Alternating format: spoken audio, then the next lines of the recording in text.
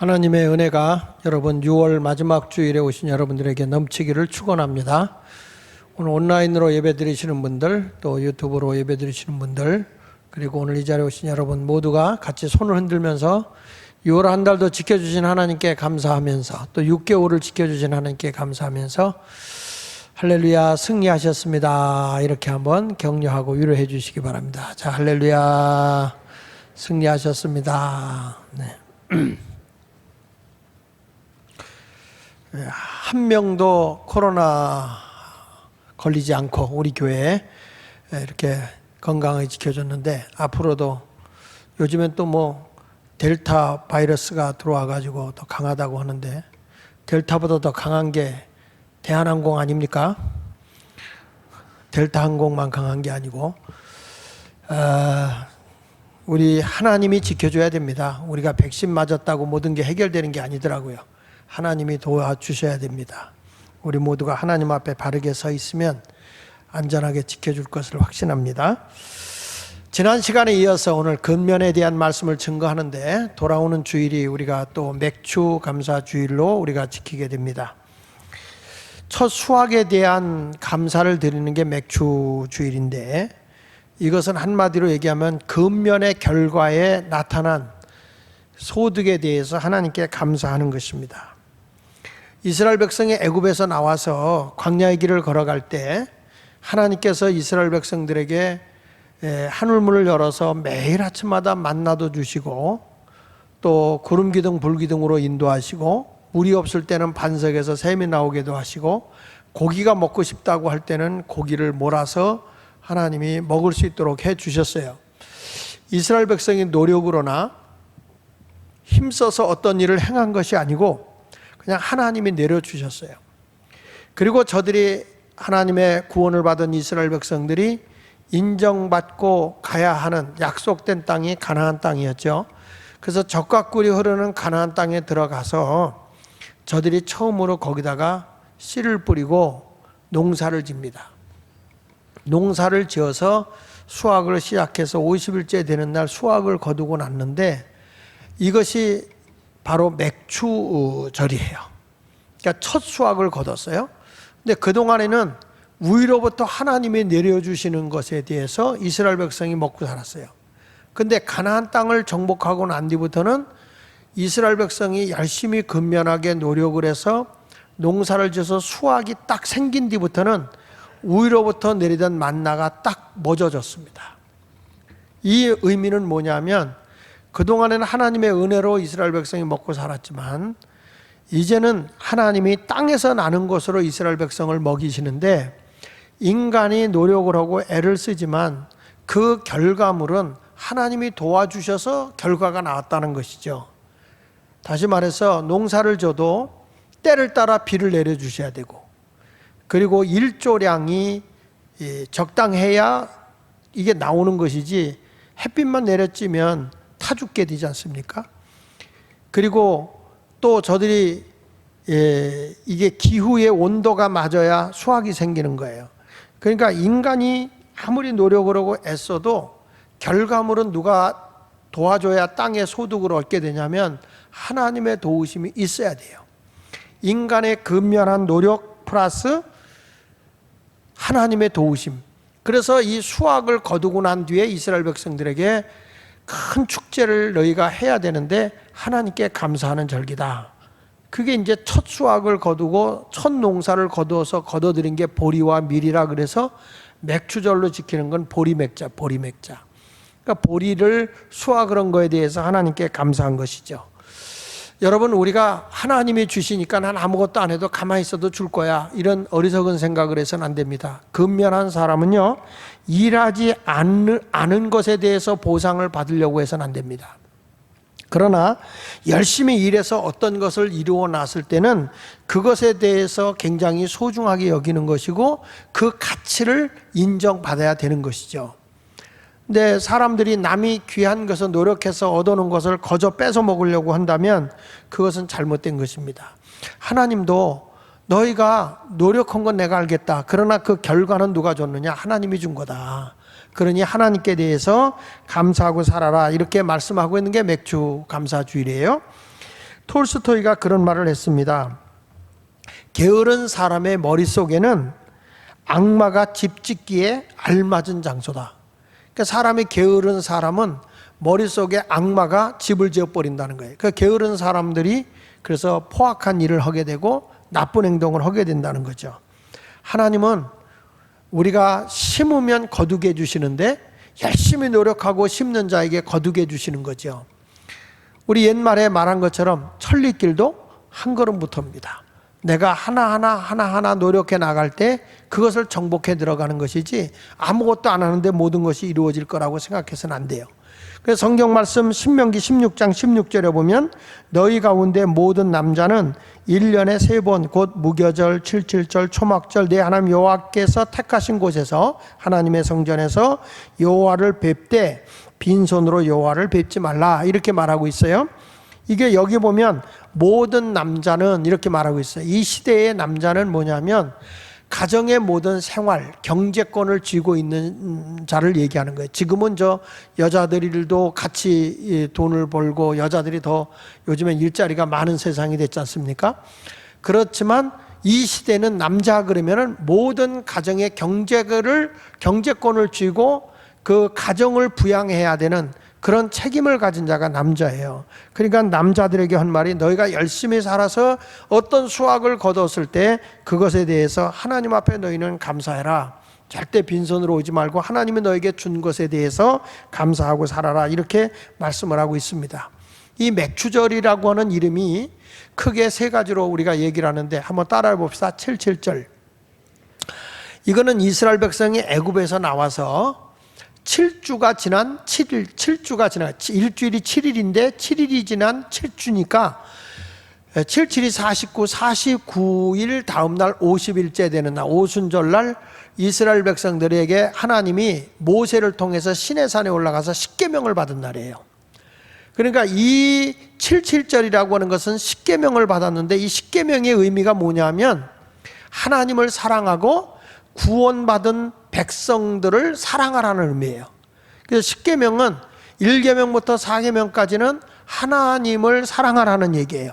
5계명부터 10계명까지는 뭐 예를 들면은 뭐 부모를 공경하라, 살인하지 말라, 도둑질하지 마라, 간음하지 마라, 내 이웃의 새 것을 또 내 이웃의 아내를 탐하지 말라 이런 식으로 인간의 도덕과 윤리 근데 그것이 다 뭐냐면 이웃과 관계되어 있는 합당한 삶에 대해서 얘기하는 거예요. 그러니까 한마디로 얘기하면 인간에게 주어진 하나님의 십계명 중에 4계명, 5계명부터 10계명까지의 내용은 공동체 속에 주어지는 삶이에요. 구원받은 사람들이 어떻게 살아야 되냐, 나만 잘 살면 되지 이게 아니라 구원받은 백성들의 공동체에 서로 나눔의 삶을 살아가는 거예요. 이것이 바로 77절이고 그 다음에 오순절에 77절이고 그리고 이제 이스라엘 백성이 광야에 들어가서 첫 수확을 거둔 것을 우리는 그게 바로 이제 맥추절이라는 맥추 농산물을 거뒀을 때 맥추절이에요. 신약으로 넘어와서 예수님이 6월절 날 어린 양으로 십자가에 못 박혀 돌아가시고 그리고 부활하시고 승천하여 하나님 나라 가시고 부활하시고 승천하신 뒤에 성령이 강림하잖아요. 그 성령이 강림하신 날이 오순절 날이에요. 오순절 50일째 되는 날 오순절. 그러니까 사람들도 그러잖아요. 이수나 삼수나 이런 얘기하는데 그 순이라는 게 10이란 말이에요. 10. 어떤 사람은 이순이라고 졌으면 늘 그 사람은 20세예요. 20세. 오순이 그러면 50세. 이렇게 순이라는 건 10을 얘기한단 말이에요. 그러니까 오순절 그러면 이제 50일째를 얘기하는 거예요. 그러니까 예수님이 부활 승천하시고 그러니까 인간을 위해서 십자가 못 박혀 죽고 나서 50일째 되는 날 성령 강림이 이루어졌는데 성령이 임하고 난 뒤에 사랑하는 제자들에게 능력이 주어지게 되고 저들이 열심히 하나님의 복음을 전하는 근면한 자가 됐을 때 어떤 결과가 나타나냐면 성령의 도우심으로 교회가 세워지게 되고 이제 120명이 3,000명, 3,000명이 5,000명, 5,000명이 허다한 물이 처소처소에 교회가 세워지는 이런 일들이 일어나요. 그래서 신약에 와서 오순절은 뭐냐면 교회 탄생일이에요. 탄생일. 그러니까 교회 생일이라고 보면 돼요. 이 정도로 상당히 맥추절이 의미가 깊습니다. 근데 어느 교회는 뭐 우리 요즘에는 보리 농사 짓지 않으니까 맥주절을 안 지켜도 된다 이렇게 생각하는데, 맥주절의 근본적인 정신은 근면의 결과로 하나님이 복을 준 내용을 얘기하는 거예요. 나는 여러분 모두가 하나님의 뜻에 합당하게 살아가는 맥주절을 지키기를 바랍니다. 자, 그러면 맥주 감사주의를 합당하게 지키기 위해서 우리가 어떤 정신으로 맥주절을 지켜야 되느냐 하는 얘기인데, 첫 번째로 보면 근면의 삶으로 얻은, 내가 근면하게 살아서 얻은 수확에 대해서 감사하는 날이다. 내가 1년을 살아오면서 열심히 살아서 어떤 수확을 얻었다, 내 경제적으로 어떤 것이 발전됐다, 그러면 그것에 대해서 하나님께 감사하는 날이에요. 하나님이 도와주시니까, 인간의 노력 플러스 하나님의 도우심이에요. 여러분, 내가 육신의 병이 들면 아무것도 할 수 없어요. 모든 여건과 환경을 좋게 해주신 분이 하나님이다, 이렇게 우리에게 말씀하고 있는 거거든요. 그래서 출애굽기 23장 16절에 이렇게 말합니다. 맥주절을 지켜라. 이건 하나님의 명령이에요. 해도 되고 안 해도 되는 게 아니라 지켜라. 왜 지키느냐? 이는 내가 수고하여. 하나님이 거저준 거 아니에요? 내가 분명히 수고했다 그래요. 내가 수고한 거예요. 수고하여 밭에 뿌린 것, 내가 뿌렸죠. 남이 뿌려준 거 아니에요. 내가 뿌린 거예요. 뿌린 것에 첫 열매를 거뒀다. 그러면 내가 열심히 노력해서 거뒀는데 왜 이걸 하나님께 감사해야 되느냐? 그 이유는 아까 얘기한 대로 인간이 노력해도 하나님이 다 도와주셔야 된다는 거예요. 그래서 인간의 근면함 플러스 하나님의 도우심이 함께 한 것이 소득이고 수확인 거예요. 이것에 대해서 우리는 감사하라는 것입니다. 창조주 하나님은 물질 세계를 지으시고는 여기서 너희도 누리고 살라 그러지 않냐고, 하나님께서 다양한 직업을 저들에게 주면서 그것으로 열심히 일해서 노동을 해서 먹고 살라는 거예요. 안식일도 아무나 지키나요? 엿새 동안 힘써 일하고 안식일을 지키는 것이죠. 어떤 사람은 교회 와도 쉼이 없고 평안이 없는 사람은, 일주일 내내 논 사람은 와도 쉼이 없어요. 늘 쉬는데 무슨 쉼이 있겠어요.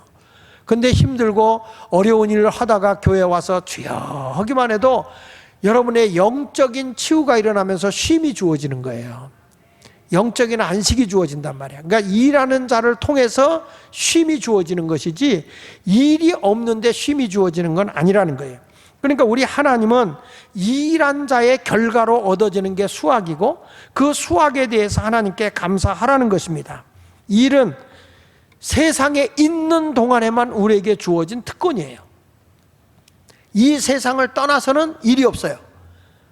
여러분이 살아있을 때, 그러니까 열심히 일하다 보면 눈에 보이는 성과가 일어나게 되고, 그 성과를 보게 되면 사람이 행복하게 되는 거예요.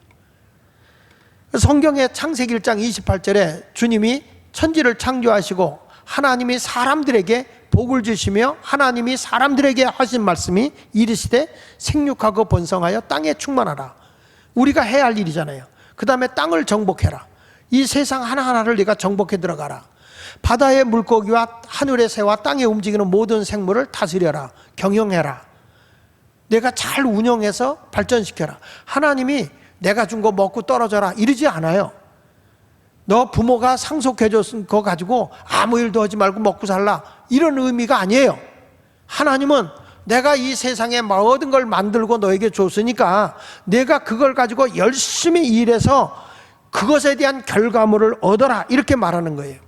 그러니까 근면한 노동을 통해서 하나님이 주어지는 게 뭐냐? 수확을 주시겠다는 거예요. 놀고 먹는 자에게 하나님이 주시겠다는 것이 아니라 열심히 일하는 자에게 주겠다는 거예요. 천둥 번개를 치게 되면 사람이 벼락 맞아 죽을 일이 있어요. 그래서 이런 빌딩을 짓게 되면 맨 높은 데다가 뭘 달죠?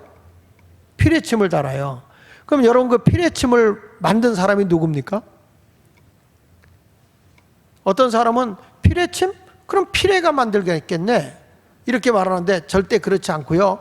이걸 만든 사람은 미국의 자본주의를 설립했던 벤자민 플랭클린이라는 사람이 벼락 맞아 죽는 걸 보면서 내가 어떻게 이걸 만들까 하고 열심히 노력하고 연구하다가 그 피레침을 만들었거든요.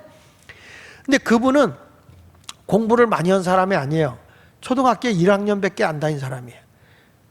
그 1년밖에 학교를 안 다닌 사람인데, 이분은 책을 많이 보고 자기를 잘 케어하고 이끌어준 분이 누구냐면 어머니가 자기를 홈스쿨링을 해준 거예요. 홈에서 잘 가르쳐주고, 두 번째는 자기의 영적인 지도자가 담임 목사인 마트라고 하는 담임 목사님께서 그를 잘 일깨워줬어요. 근데 그 목사님이 말씀한 것 가운데 영원히 잊혀지지 않는 게 뭐냐면 잠언 22장 29절의 말씀인데, 자기 사업에 근실한 사람을 보았느냐, 이런 사람은 왕 앞에 설 것이다. 자기 일에 근면하게 열심히 하는 사람은 왕 앞에 서게 된다, 이런 말을 듣게 돼요. 아, 내가 열심히 근면하게 살면 좋은 일이 있겠구나, 이런 생각을 하게 된 거죠. 그리고 목사님이 늘 설교할 때마다 사람이 절제 있게 살아야 된다, 그리고 말 많이 하지 말고 침묵을 해라, 그리고 질서를 지켜라, 어떤 일에 있을 때는 과감하게 결단해라, 그리고 전략하는 삶을 살아라, 근면하게 살아라, 진실하게 살아라, 정의롭게 살아라, 정직하게 살아라, 나눔의 삶을 살아라, 이런 아주 인간의 도리에 대해서 목사님이 잘 가르쳤는데, 그 벤자민 프랭클린이 그 원리를 그대로 배운 거예요. 세상의 지식을 익힌 게 아니라 하나님의 말씀의 원리를 익힌 거예요. 그 결과가 이 분에게는 정말 미국의 자본주의 국가를 세우는 큰 지도자가 될 수 있었다는 거죠. 사람은요, 지금 저 사람이 나보다 배운 것이 없다고 해서 무시해서 안 되고, 직업이 천하다고 해서 그런 사람을 함부로 천하게 대해서는 안 된다는 것을 의미하고 있는 겁니다. 왜냐하면 일이라고 하는 것은, 직업이라고 하는 것은 하나님이 주신 소명이에요. 목사만 소명이 아니고 직업은 다 하나님이 주신 소명이라고요. 그래서 직업을 얘기할 때, 영어로 얘기할 때 calling이라고도 한다고. calling, 소명이라고요. 하나님이 불러주신 거예요. 여러분, 가정주부로서 나가서 돈 벌어오는 사람은 큰일 하는 거고, 가정주부로서 일을 제대로 가정주부로서 일하는 것은, 그것은 뭐 천하는 거라고 생각하면 큰 오산이에요. 가정살림 잘하는 것도 소명이에요. 우리가 보면 막 이렇게 그 청소하는 그 환경원들 있잖아요. 환경원들을 우리는 소중히 여길 줄 알아야 돼. 그 사람들이 뭐 우리가 먹고 나면 쓰레기, 음식물 치운다고 해서 사람을 천대하게 여기서는 안 돼요. 그분들이 만약에 그 쓰레기를 치워주지 않는다면 우리는 골목골목마다 냄새와 쓰레기로 인해서 파리나 이런 거로 인해서 사람 살기가 굉장히 어려워지고 전염병이 많이 돌게 될 거예요. 그러니까 그런 분들이 환경을 깨끗이 해주시는 분들은 소명자들이에요. 그러니까 나는 이러니까 아무렇게 살아야 된다, 그런 생각하지 말고 소명자로서, 아, 내가 지구를, 환경을 깨끗하게 하는 사람이다, 이런 소명감을 가지고 일을 해야 된다는 거예요. 저는 안타까운 것은 요즘에는 이제 그 코로나로 인해서 배달 음식이 많이 이제 됐잖아요. 배달을 많이 시켜요. 그러면 그 배달해 주는 분 때문에 내가 편안하게 됐어요. 그러면 배달해 주는 분들에 대해서 우리는 감사하는 마음을 가져야 된다는 거예요. 그분들의 그 직업을, 그걸 빨리 나누기 위해서 생명 걸고 해주잖아요. 오토바이 타고 다니면서 그 열심히 해주잖아요. 해줘서 고맙습니다. 그리고 우리가 감사 표현을 해주고, 그 땀을 흘리고 오게 되면 시원한 물이라도 한 컵 내주면서 고맙다고, 이런 감사하는 마음이 있는 것이 그리스도인의 자세라고요. 근데 지난번에 뉴스에 나오는 거 보니까 어떤 분이 음식을 시켰어요. 근데 시켰는데 그 받아 먹은 사람이 음식이 이렇게 불어 터진 다음에 갖다 주면 어떡하냐? 아, 이분은 배달 오는 사람이 좀 늦게 갖다 줬나? 그래서 미안하다고 사과를 했어요. 다시 만들어 드리겠다고. 그러니까 빨리 보내라고. 그러니까 그래서 못 먹었다 그러니까 그러냐고. 그러면 우리 배달원 보낼 때 그걸 좀 돌려달라고. 그래가지고 이제 그걸 다시 만들어서 빨리 갖다 드리게 하고 그걸 가져왔는데 보니까 다 먹었더라는 거죠. 그 뉴스에 되게 나왔죠. 다 먹은 거예요. 먹고 나서는 다 불어서 뭐 했다고 이제 원망을 한 거죠. 이 주인이 많이 속상한 거죠. 못 먹었다고 분명히 했는데 다 먹었다 그리고 얼마 전에는 음식이 왜 이러냐고 막 항의해가지고 주인이 죄송합니다, 내가 다시 해드리겠습니다, 해다 드린 거예요. 그래서 정말 정성스럽게 해서 음식을 갖다 드렸는데 또 그걸 갖고 시비를 걸고 고발한다고 그러고 막 그러더라는 거예요. 근데 그것도 아닌데 이분이 너무 신경 쓰여가지고 혈압이 올라가서 쓰러져서 돌아가셨어요. 그게 여러분 며칠 전에 신당동에서 일어난 얘기예요. 멀리서 일어난 게 아니고. 저 사람은 내가 돈 주고 시켜 먹으니까 내가 아무렇게나 돼도 되고 나는 돈을 주는 사람이기 때문에 내가 굴림해서 살아야 되는 겁니까? 그렇지 않다는 거예요. 이 세상의 모든 사람은 다 공동체를 이루고 함께 더불어 살아가야 할 사람들인 거예요. 그 사람이 작은 일을 하든 큰 일을 하든 우리는 아주 소중한 분이라는 걸 알고 인정을 해줘야 되는 거예요. 사람은 어떤 분야에 있어도 그분은 그 일에 대해서 근면하게 최선을 다해서 살아갈 때 하나님은 그 사람을 외면하지 않아요. 도와주시는 거예요. 이 세상에 내가 열심히 노력한다고만 되는 게 아니거든요. 하나님이 도와주셔야 되는 거죠. 여러분들이 어떤 사람이 열심히 사는데 그걸 무시해버리고 내가 굴림해가지고 살아가려고 하면 안 돼요.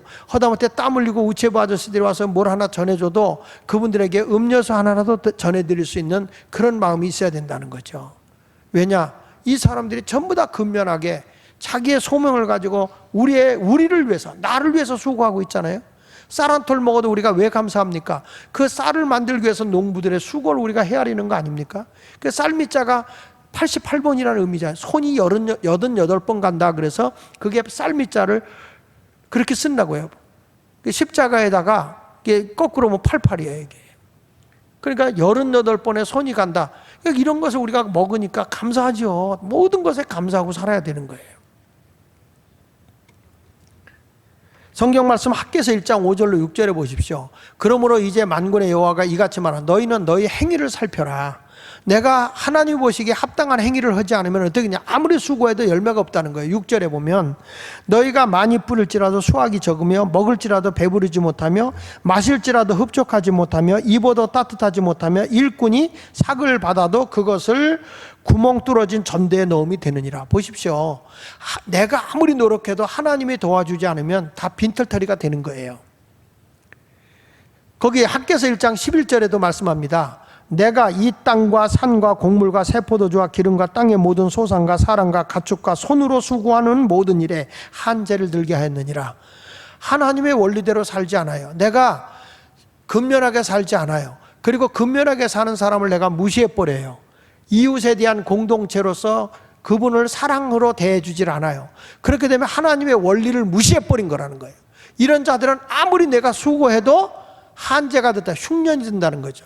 내가 열심히 일을 하는데 밑으로 다 새나가는 거예요. 소득이 없는 거예요. 하나님의 원리대로 살아야, 그래야 하나님이 열심히 노력하는 것 이상으로 주님이 채워주실 줄로 분명히 믿습니다. 그러니까 여러분 모두가 오늘 말씀을 꼭 기억하면서 내가 이 맥추감사절은 왜 하나님이 지키라고 했느냐? 인간이 노력을 해서 근면하게 살아서 결과를 얻어졌을 때 그것은 내 노력의 결과만이 아니라 하나님의 도우심이었다는 것을 인정하고 하나님께 감사하라, 그 말이에요. 두 번째 가서는 일은 소명으로 공동체 유익을 목적으로 한다. 내가 일을 하는 것은 나만 잘 먹고 잘 살려고 하는 게 아니라 다른 사람의 유익을 주는 일을 해야 된다는 거예요. 내가 옷 하나를 만들어도 내가 입는 옷이라면 이렇게 예쁘게, 이렇게 튼튼하게 바느질하겠다. 그렇잖아요?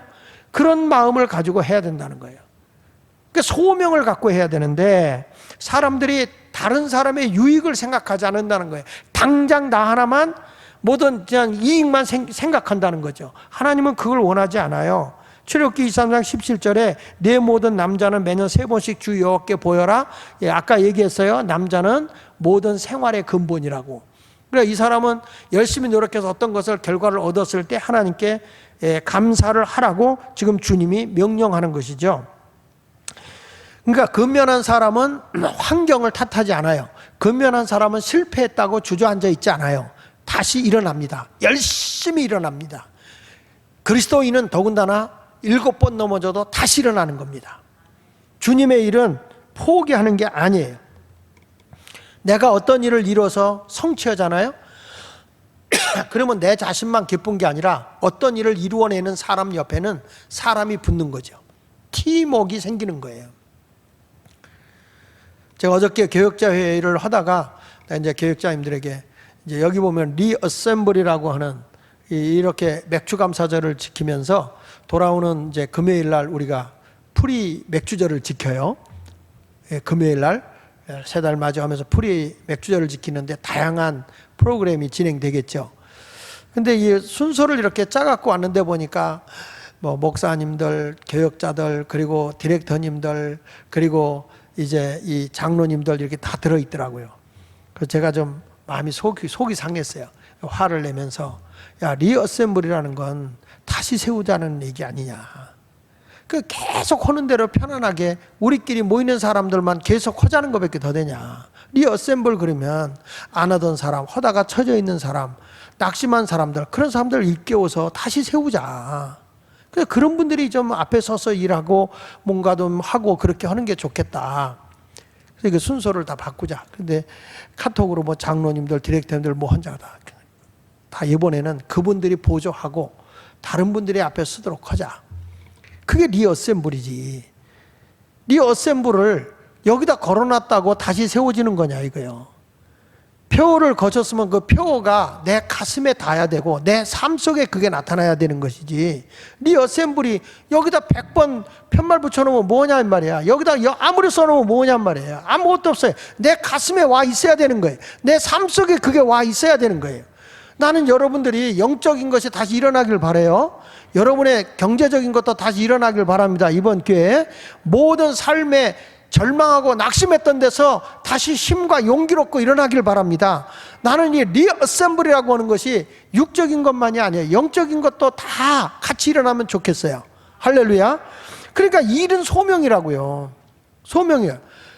자, 예를 들면 저는 그런 얘기 합니다. 가수들이 이제 만약에 우리 교회 가수가 오면 특성을 할 때 CCM만 하라고 그러지 않아요.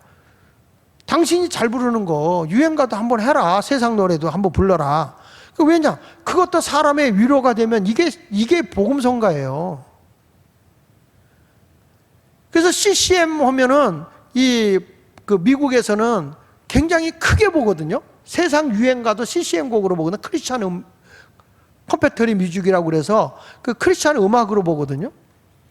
근데 이런 것을 왜 사람들이 이렇게 제한적으로 두는지 모르겠어.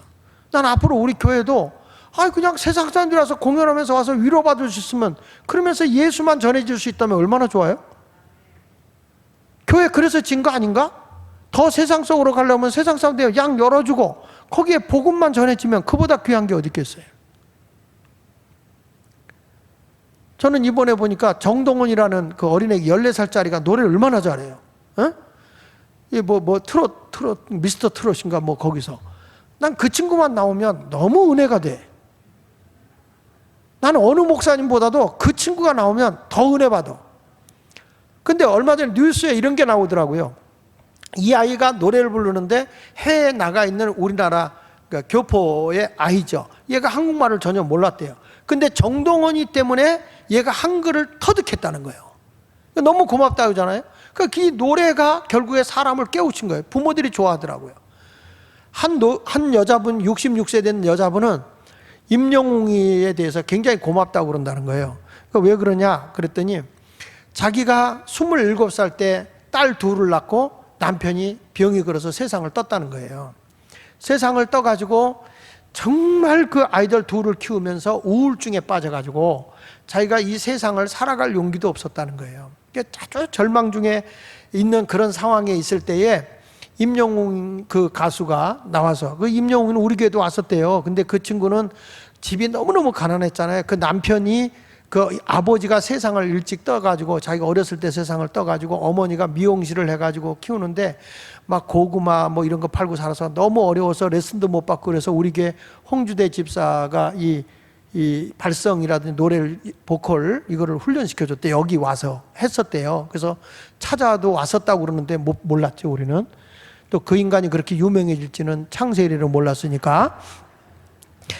그런데 이분이 노래를 부르면서 마지막 결승전에 부르면서 자기는 노래를 잘 안 불렀대. 그 노래를 왜냐 하면 아버지가 세상 일찍 떠나고 아버지에 대한 그런 서글픔, 그리고 엄마가 너무 고생하는 걸 볼 때마다 왜 아버지는 일찍 죽었을까 그런 생각을 하고 살았었다는 거예요. 그래서 배우가 부른 배신자라는 노래를 부르면 그렇게 아버지 생각이 나고 어머니가 측은해서 많이 울었다는 거예요. 근데 이 친구가 결승전에 그걸 불러요. 배신자를 불러요. 근데 그걸 부르고 났는데 그 노래를 들은 여자분 66세 먹은 그 우울증에 남편을 일찍 여의고 세상을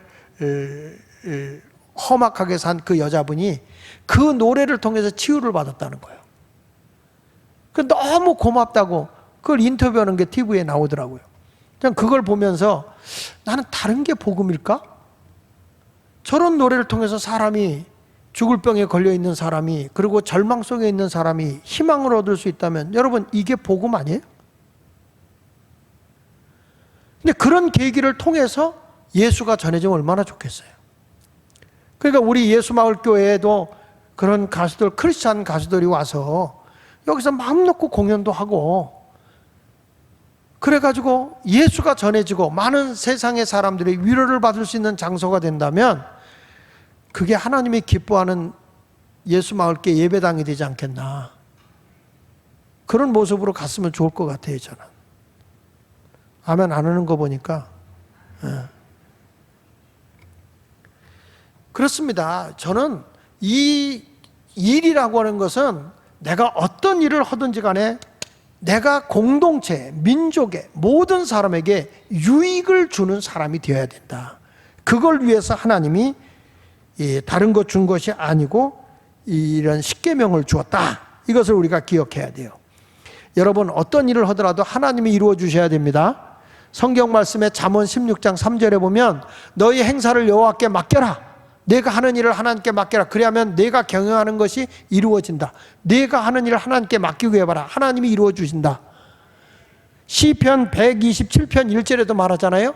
여호와께서 집을 세우지 아니하시면 세우는 자의 수고가 헛되고 여호와께서 성을 지키지 않으면 파수꾼이 깨어있는 것도 헛것이다. 다 누가 도와줘야 되는지 하나님이 도와주셔야 된다는 거예요. 인간이 열심히 노력해서 다 성공하는 거 아니에요, 여러분. 내가 근면하게 열심히 살아가게 되면 하나님의 도우심이 있어요. 그래서 우리는 감사하는 거예요. 근데 결론은 여러분들이 열심히 돈을 벌어서 뭘 하냐? 나만을 위해서가 아니라 공동체에 유익을 줘야 된다는 거죠. 내가 성공했는데 나 하나만 잘 먹고 잘 입고 잘 살라고 그러면서 이웃에게 배려를 하지 않는다면 이거는 맥주절을 지키는 게 아니에요. 하나님께서 농사를 짓잖아요. 농사를 짓고 나면 다 추수하지 못하게 해요. 일부를 남겨놓게 해요. 그래서 가난한 사람들이 와서 그 밭에 가서 낫을 대지 말고 내가 먹을 만큼만 손으로 따가 최소한의 것만 얻어먹는 사람은 배불리 먹는 게 아니에요. 그래서 최소한의 것만 얻어가지고 가서 너희가 먹고 그래서 열심히 살아서 다시 일어나게 하는 거죠. 기독교는 놀고 먹는 종교가 아니야. 열심히 일해야 돼요. 최소한의 것으로 남에게 최소한의 것을 얻어먹지만 그걸 가지고서 내가 최대한의 것을 만들어내야 되는 거죠. 이것이 하나님이 우리에게 주신 말씀이에요. 공동체 유익을 줘라. 우리가 남자분들이 열심히 해서 가정을 공동체를 유익하게 하고 그 가정이 좀 차고 넘치면 우리 집안이나 이웃에 유익하게 되고 우리 예수 믿는 성도들 간에 공동체도 주고 지역의 어려운 사람을 나누면서 살 수 있는 이런 공동체적인 삶을 살아가는 게 얼마나 귀합니까? 우리 여기 제가 복지에서 보면 얼마 정도 지금 우리가 나누자면 매주마다 어르신들 180명의 반찬을 나눠주고 필요한 걸 돌봐주고 또 병상에 있는 분들도 찾아가서 돌봐주고 있어요. 근데 거기에 또 어르신들이 조금씩 용돈을 받아가면서 반찬도 내다 주고 또 지금 이분이 아프신 분이 괜찮은가 가서 보고 있고 그러니까 얼마 전에 얘기 들어보니까 돌아가시기 직전에 있는 분을 발견해가지고 살게 됐다 이런 얘기도 제가 들었어요. 그러니까 이게 아무것도 아닌 것 같지만 우리 여러분 이렇게 이웃에 대해서 조금씩 배려하고 나누는 거 얼마나 유익한 일인지 몰라요. 어린아이들한테 너희들 여기 그 엔드 쉐어 엔드 선교단체 있잖아요. 안혜곤 목사님 하는데, 근데 거기서 뭐 우물 파주기 운동을 하는데 우리 교회 아이들과 여러분들이 그 조그만 저금 통장에다 이렇게 돈을 넣어서 갖다 낸 게 그게 이제 얘기 들어보니까 한 1,000만 원 정도가 되어져서 우물 하나 팔 수 있는 돈이 됐다는 거예요. 그래서 제가 어린애들한테 얘기를 해봤어요. 야, 요거 너 저금 통장 냈잖아. 요거가 이제 그 동영상에서 보여주면서 이런 우물 파줘서 물 없이 사는 분들에게 물을 먹게 해주는 거다. 그랬더니 이 아이들이 그런 얘기 하더라고. 더 모아야 되겠네. 그러더라고. 어른보다 나아요. 그러니까 이 아이들이 그런 가치 있는 거 하는 거죠. 나는 여러분들이 열심히 살면서 부지런하게 살면서 나만을 위해서가 아니라 다른 사람에게 유익을 주는 사람이 되어야 할 줄로 믿습니다. 이것이 바로 저는 맥추절의 정신이라고 생각해요. 근면하게 사는 것, 이웃에게 배려해 주는 것. 그래서 출애굽기 20장 6절에 이렇게 말하잖아요. 나를 사랑하고 내 계명을 지키는 자에게는 천대까지 하나님의 은혜를 베풀어 준다는 거예요. 하나님의 말씀에 올리도록 근면하게 살아라, 부지런하게 살아라. 하나님의 말씀, 그리고 이웃에 배려를 하고 살아라. 이웃에게 사랑하는 마음으로 너희가 베풀고 살아라. 그걸 아이들이 어려서부터 하면 얘들이 천대까지 은혜를 베풀고 사는 거예요. 하나님의 은혜가 주어지는 거란 말이에요. 우리는 말씀을 듣고 잃어버리는 자가 아니라 이 말씀을 꼭 지키는 자가 되어야 할 줄로 믿습니다. 마지막으로 오순절날 이 맥추절은 성령의 도우심으로 큰 일을 행하는 날이에요. 한번 따라합시다. 성령의 도우심으로 큰 일을 행할 수 있다. 자, 오순절날 신약에 와서는 이 맥추절이 오순절날 50일째 되는 날 성령이 임합니다. 사도행전 2장 1절로 3절에 보니까 오순절날이 이미 이름에 그들이 다 같이 한 곳에 모여서 120명이 모여서 한 곳에 모여서 기도하고 있었어요. 성령을 사모하고 있는데 2절에 호련히 하늘로부터 급하고 강한 바람 같은 소리가 있어 그들이 앉은 온 집에 가득했다. 바람 같은 소리가 있어 그들이 앉은 온 집에 가득했다. 성령의 기운이 집을 꽉 메운 거죠. 3절에 마치 불이 혀처럼 갈라지는 것들이 그들에게 보여 각 사람이 하나씩 임하여 있더니, 그러니까 성령은 각 사람에게 임하는데 여기 보십시오. 그들에게 보여 그랬어요. 120명이 보니까 성령이 임재하는 걸 봤다는 거죠. 성령의 역사는 공개적이지 비공개적인 게 아니에요. 어떤 사람은 목사님이 싫어하니까 우리끼리 이렇게 하는 거, 이거 벌써 거짓 영인 거예요. 쉬쉬 하면 오줌 싸는 거 아시죠? 그러니까 이 성령의 역사는 공개적인 거예요. 저는 어떤 젊은이가 하나님께서 자기에게 은사를 줬다. 그래서 사람들이 미리 예언을 할 수 있도록 이렇게 은사를 준다. 이런 얘기를 해요. 그러면은 제가 그 얘기를 듣고 그 담당 목사님한테 나 그 친구 좀 만나게 해달라. 그 친구를 만나게 해달라 했어요. 왜냐하면 그 친구가 그런 은사를 받았으면 이게 진짜 하나님의 은사인지를 좀 분별하고 그런 분들을 만나서 그 은사를 활용하게 하면 얼마나 좋겠어요. 저는 우리 교인들이 여러 가지 은사를 가진 분들이 다양한 기도를 하면서 여러 가지 이렇게 들려주는 소리가 굉장히 고마워요. 이렇게 됩니다. 앞으로 이렇게 하나님 이렇게 보여줬습니다. 이렇게 하신다고 하십니다. 이런 것들이 다 들려요. 그렇게 되면 성도들이 기도하는 사람들에게 하나님의 계시를 받게 되고 하나님의 에너지를 힘입게 되는구나. 성령은 안 보이게 역사하는 게 아니에요. 다 보여요. 그리고 하나님은 공개적으로 역사하는 거죠. 나는 여러분들이 꼭 성령이 임하는 성도가 되시기를 바랍니다. 근데 바람 같은 성령이 임했다고 하는데 여기 성경에 보면 바람은 뭐냐? 구약에서는 성령을 루하, 바람, 생기, 생령, 성령 이런 뜻이거든요. 신약에서는 푸뉴마 그래. 똑같은 말이에요. 성령, 생기, 생령. 나무도 바람이 불 때 봄바람이 불면 생명이 살아나잖아요. 하나님의 성령의 바람이 내 속에 들어오면 내가 확신이 생기고 뭔가 의욕이 생기고 절망했던 사람이 다시 일어나게 돼요. 왜냐하면 하나님의 바람이 불으니까. 잘못된 바람이 들면 안 돼. 그러니까 여러분 세상적인 잘못된 바람이 불면 이건 무슨 바람 부는 거예요? 이렇게 아무나 붙잡고 이렇게. 이건 무슨 바람 부는 거예요? 이건 춤바람이에요. 딴 여자하고 살러 나가. 뭐 났다고 그래요? 그 남자 뭐 났다? 바람 났다. 그 여자 바람 났다. 잘못된 것이 들어가면 바람 났다. 이거 바람은 바람인데 마귀가 주는 바람이 있고 하나님이 주는 바람을 성령이라고 하는 거예요. 마귀가 주는 건 악령이라고 그러고. 그러니까 마귀가 주는 거는 파멸을 갖고 오지만 하나님의 영 성령의 바람이 들어오면 사람이 달라져요. 성경에 보면 이 하나님의 영이 임하니까 막막하게 막혀있는 그 길을 하나님이 열어요. 예를 들면 이스라엘 백성이 나가는데 홍해가 가로막혀요. 근데 출애굽기 14장 21절에 보면 모세가 바다 위로 손을 내밀며 여호와께서 큰 동풍이 밤새도록 바닷물을 물러가게 하셨다 그랬잖아요. 이 동풍이라는 것을 원문에서 찾아보면 루하, 바람, 성령이에요. 성령. 그러니까 성령이 자연의 바람을 불어서 이 이스라엘 백성이 건너갈 수 있는 길을 열어주는 거예요. 여러분, 내가 세상의 모든 환경도 어려울 때 성령에 사로잡히면 내 길을 하나님이 열어요. 마치 바울이 아시아에 복음을 전하려고 하니까 하나님이 거기 말고 마게도냐 유럽으로 가라. 하나님이 유럽으로 길을 열어요. 그러니까 우리가 내가 이거 했지, 이거 해야지, 내 뜻은 이거였는데 성령에 붙들리면 그것이 아니면 성령이 길을 연다는 거예요. 이게 루하예요, 루하.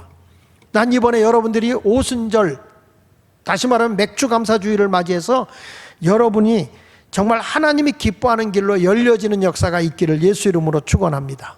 그리고 이스라엘 백성들이 먹을 것이 고기가 먹고 싶다고 그러니까 하나님이 민수기 11장 31절에 보면 바람이 여호와에게서 나와 바다에서부터 메추라기를 몰아 진영 곁 이쪽 저쪽 곧 진영 사방으로 각기 하루길 되는 지면 위 2규빗쯤에 내리게 했다. 두께가 2규빗이라는 건 한 규빗이 75cm 내지 80cm 정도 되니까 150cm에서 160cm 정도 되는 두께로다 메추라기가 쌓이고 가로질러 하루길 세로질러 하루길 어마어마한 메추라기 세 떼가 거기에 앉아가지고 날아가지도 않아. 이스라엘 백성들에게 눈을 껌뻑거리며 합창을 해요. 날 잡아 잡수, 날 잡아 잡수 하는 거예요. 저는 여기서 깨닫는 게 뭐냐면 하나님의 거룩한 백성들에게 필요한 양식도 성령으로 몰아다 주는 거예요. 열방의 재물을 하나님이 몰아다가 우리에게 안겨다 주는 거예요. 하나님의 영광을 위해 살아가게 할 때 필요한 걸 공급해 준다고. 그러니까 초대교회가 어떤 일이 일어나죠? 가난한 자가 없어져요. 성령의 역사는 이 땅의 모든 기운까지도 우리에게 몰아다 주는 것이죠.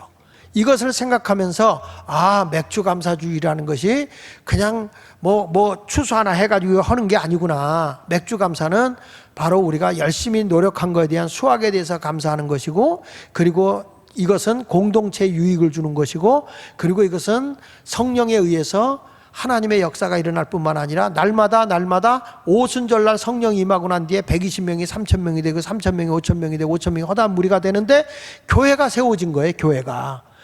날마다 가는 곳마다 교회가 세워지죠. 성경 말씀에 보면 사도행전 2장 2절에 보세요. 호련히 하늘로부터 급하고 강한 바람 같은 소리. 이 바람이 루하예요, 루하. 근데 이것이 있고 난 뒤에 어떤 일이 벌어지느냐. 사도행전 2장 41절에 보니까 그 말을 받는 사람들이 세례를 받은 이날의 신도의 수가 3,000이나 더하더라. 그전에는 아무리 말씀해도 안 듣던 사람이 성령의 도우심이 오니까 성령의 기운에 의해서 감동을 받아버려. 그게 다 믿는 거예요. 하나님의 말씀을 믿어버려. 이날의 수가 3,000이나 더하더라. 사도행전 9장 31절에 보면 유대와 갈릴리와 사마리아 교회가 평안히 든든히 서고 막 교회들이 여기저기 서가는 거예요. 주로 경외함과 성령의 위로로 진행하여 수가 더 많아졌다. 교회 수가 점점 많아지는 거예요. 영혼이 많아지는 거예요. 무엇에 의해서? 성령의 기운으로. 여러분, 이것은 영적인 것만 그런 거 아닙니다. 제가 홍해의 길도 갈라놓고 하나님이 저들의 고기 때도 몰아다 주는 것처럼 자연적인 이 삶의 터전까지도 성령에 의해서 흔들어 놓는 분이 우리 주님이세요. 그러니까 내가 영적인 일도 근면하고 육적인 일도 근면해서 직업은 어떤 곳에 있든지 다 하나님이 주신 천직이다. 이것에 대해서 감사해야 할 줄로 믿습니다. 그러니까 바울은 사도행전 20장 24절에서 그런 말 하잖아요.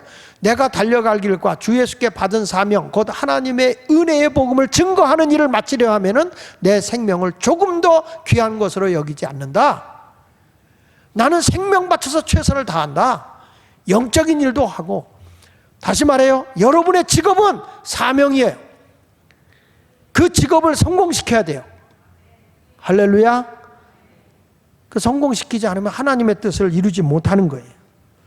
자, 이제 우리는 맥주 감사주의를 한 주 앞두고 이제 돌아오는 금요일 날 우리 시간 내서 다들 오셔서 함께 이 프리 맥주절에 축제적인 분위기가 되도록 해주시길 바라고, 이날은 양식을 주신 것, 나에게 소득을 주신 하나님께 감사하고, 이웃의 공동체 식구들을 만나서 저들에게 유익을 줄 수 있게 해주신 하나님께 감사하고, 성령의 도우심으로 내가 능력을 힘입고 여러 가지 일을 행할 수 있도록 도와주시는 성령님께 감사해야 할 줄로 믿습니다. 감사는 이렇게 하라는 거예요. 신명기 16장 9절로 10절에 보니까 7주를 셀지니 7, 49, 50일째 되는 날 얘기해요. 곡식에 낫을 대는 첫날부터 7주를 세워 내 하나님 여호와 앞에 77절을 지키되, 맥주절입니다. 내 하나님 여호와께서 내게 복을 주신 대로 내 힘을 다 헤아려 자원하는 예물을 드려라. 여기 보면 하나님이 복을 주신 대로 내가 헤아려서 힘을 헤아려서 드리는 거지, 어떤 사람 하나님께 드리라고 하는데 빚내 갖고 드리라는 거 아니에요. 어떤 사람은 그러더라고. 남의 빚을 얻어서 하라. 절대 아닙니다. 성경은 하나님 주신 힘을 헤아려서 내가 최선을 다하는 거지 빚내서 하는 거 아닙니다. 아셨겠죠? 여러분 모두 맥주 감사절에 정말 하나님께 감사하며 최선을 다하는 맥주 감사주의를 지킬 수 있는 여러분이 되시기를 축원합니다. 기도하겠습니다.